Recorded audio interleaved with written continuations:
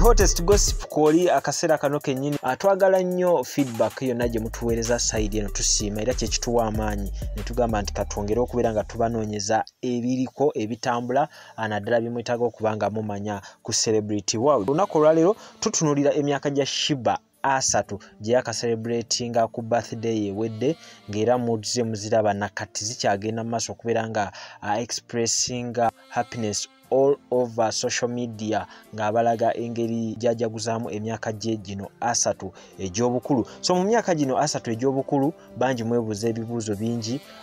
okuli ekya relationship ye, omwami yaliwa naye bonna tugenza okumaliriza nga at times bwe nga babadde close baawukanye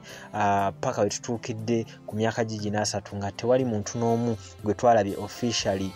nga yakwasaganya ensonga za Sheebah Karungi. Ezimu ku nsonga eziyinza okuba nga ziremesezza Sheebah Karungi okubeerako omuntu oyo gwasembeza mu mutima gwe mu relationship ye ekimuleetedde okubeera single. Emyaka egy'obuto tujja gijjako kubanga mu buto tetusuubirayo muntu yenna kubeera mu relationship, then tujja tutunulira emyaka gye egy'okuvubuka paka wano wenyini watuuse koza akyali muvubuka ku myaka asatu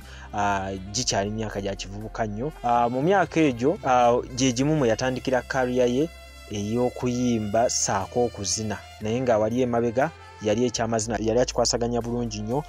Twamutunuulira mu mbeera y'okubeera nti yali mu karaoke okuva saidi z'ekawo empaawo ng'azina bulungi mu mabaala ag'enjawulo ng'akikwasaganyiza ddala era mu mazina n'ategeerekeka okubeera omu ku bawala abasinga okumanya okuzina amazina obulungi. Then kyekyamuwa ne chance okubeera nga yajoininga Obsessions mu group ye yalimu abawala ab'enjawulo abayimba,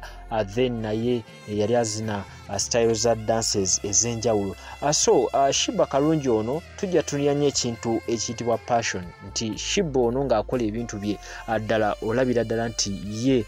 mulimu passion nga ayaga okukola ebintu bino, kubanga bangi bavumye Sheebah, bangi bawayiriza Sheebah naye takomye kubeera ng'akola ebintu bimufuula ow'enjawulo. Taleseeyo okusitama olw'okuba mwogedde, taleseeyo okukola makeup kulabika bulungi olw'okuba yamukulukuseeko ku stage abangi ne mumukuba mu mbeera w'ekyo, taleseeyo kwambala bugoye bwe obwasuubira nti bwe bukolera abawagizi be olw'ensonga nti muvuddeyo ne mubeera nga mubulengeza, oluusi ne mubulaga ne mubukola ne Photoshop okulaba nti mumujja ku mulamwa. Obsessions yamuyamba mu mbeera nti yamulaga nti tekikoma ku kuzina kwokka, osobola n'okubeera omuyimbi. Watyo n'agoyinga solo,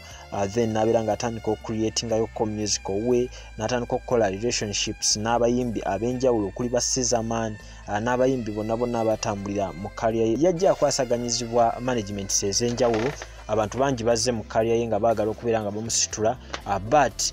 era abamu nga womanyi nti ng'omuyimbi omukazi yosanga obuzibu nti bamanager abasinga ye bajja bayinza obutatunulira nnyo gwe kufuuka muyimbi wa kabi, naye bonna ebiseera ebisinga baba batunuulidde kukozesa oba kufuula marriage material. So Sheebah asobodde okubeera ng'abirwanisa ebyo byonna nga ye asigala ku kimu kyakulaba nti career ye agifuula eyakabi ennyo. Jeff Kiwa tumumanyi ng'omu ku ba managers abasinga okumininga business, ye always buli kyaba abala business. So business sense atadde mu Sheebah sente amaze okukuba breakthrough song, so kitwali tusuubira kwe kubeera nti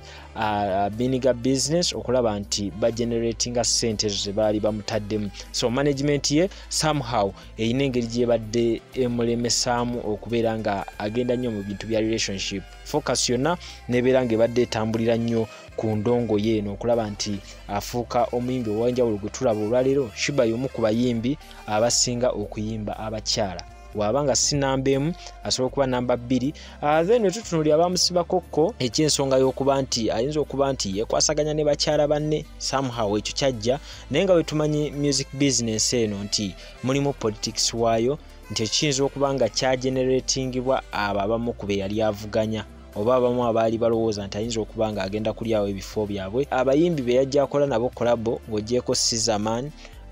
waliwo akaseera Palaso yakomerawo mu Uganda, then bafuuka nnyo ba mukwano ye ne Sheebah Karungi. Abamu ne batandikira still okubyogera nti Palaso yalibanga ali mu relationship ne Sheebah Karungi, naye nga bano ekyali kisinga obbagatta yali management cause bonna bali mu TNS, then nga Sheebah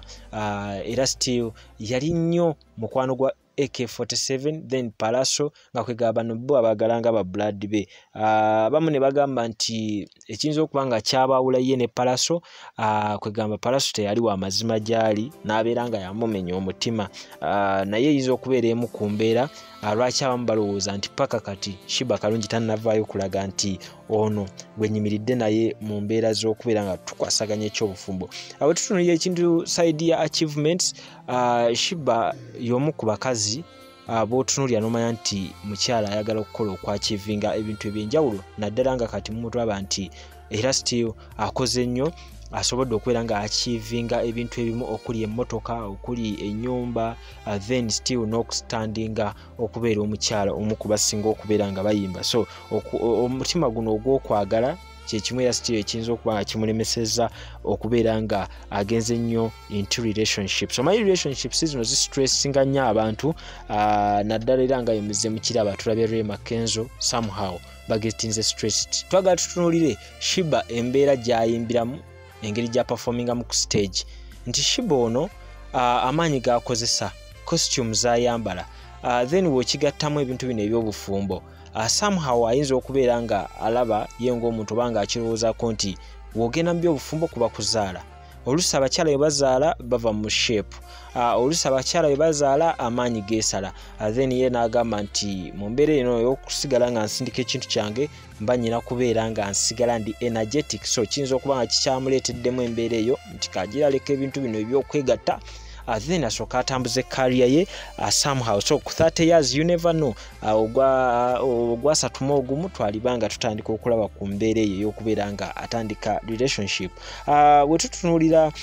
engeri gya kwasaganya ekintu kino passion yonna gy'ateekamu olaba nga ekintu kino akyagala obwagazi bwayitirira obwa music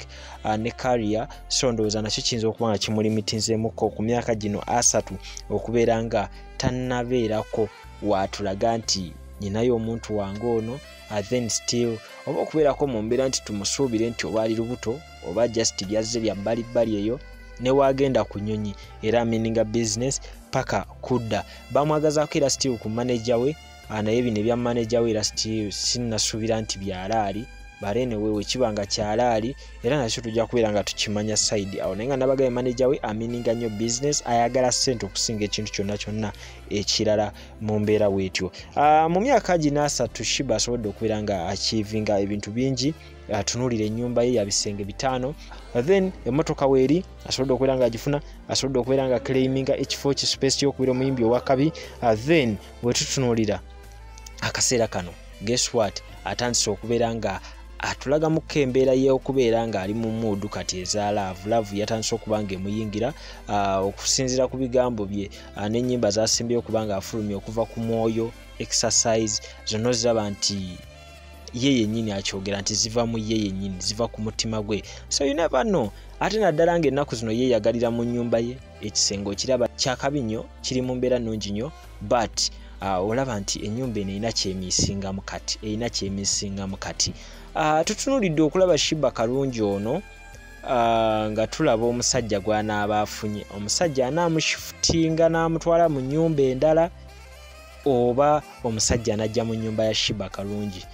ye waanaabazze mu nnyumba ya Sheebah Karungi omusajja oyo banaaba tebawasizza muwase oba Sheebah Karungi banaawasa muwase then byonna bye tuyinze okulaba naddala nga abamu mugamba nti ennyumba ya Jeff Kiwa kigambibwa mbu bagigabana baginako obuyinza ye ne Sheebah Karungi baginako obwannannyini nga twalaba eya Good Life emabega eri nti Jeff Kiwa bali bazimba ennyumba eno eya Good Life esangibwa Makindye mu Kizungu olaba nti buli omu bakola partitions nga buli omu ayinako share ku nnyumba eno then still ne kweno bagamba nti kyekimu kyekigenda maaso nti Jeff Kiwa ayinako obwannannyini saako ne Sheebah Karungi so tulindiridde tulabe embeera yonna engeri gyenaatambulamu naye nga ku myaka 3 tasobodde kubeera mu relationship ku myaka 31 oba 32 atumusuubira okubeera nga akyusa mu bulamu bwe then tulabe engeri gyagenda okubeera nga ekintu kino akikwasaganyamu ekya relationship ye so tubadde tuli ku mbeera ya Sheebah Karungi tujja kuba nga twongera okuloadingira information esingawo ku ekyo naddala ng'oli ku hottest gossip channel ekuweereza entertainment news to the forests. Tova.